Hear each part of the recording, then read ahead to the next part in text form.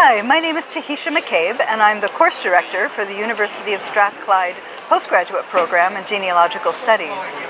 I was talking about British geographical resources, and some of that is being able to put your ancestor in a place, but also to give context, so you kind of know what it was like to live in a particular village or city at a particular time period.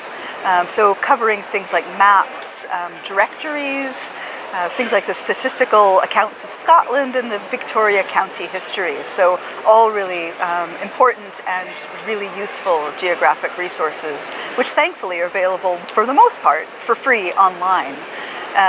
So some tips that I would give, think about if you're struggling with a place name. So say you found a place name on a record and you put it into an online search engine and you're not finding that place name.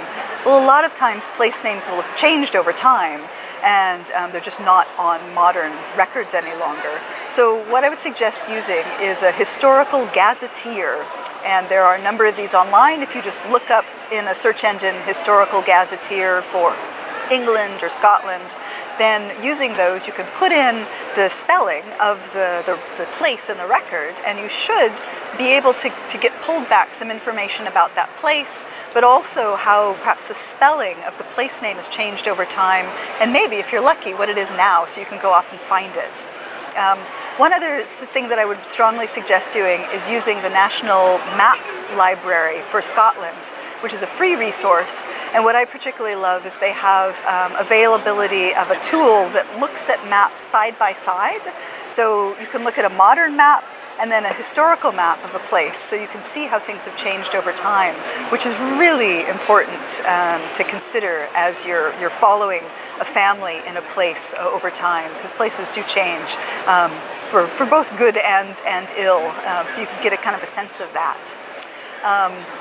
So I was asked to sort of give an anecdote of a geographical thing that really meant a lot to me. And a couple of years ago, I was researching my great-great-grandfather, who lived in Portland, Oregon, about the 1880s, 1890s. And I grew up close to Portland, but I didn't realize when I was growing up that he was from there.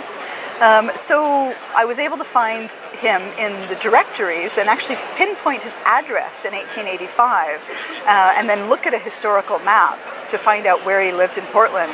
So when I went back to visit on holiday, I went off, quite proudly to the place where the house was, only to discover that there's this massive, great hospital now on the block in which he was living.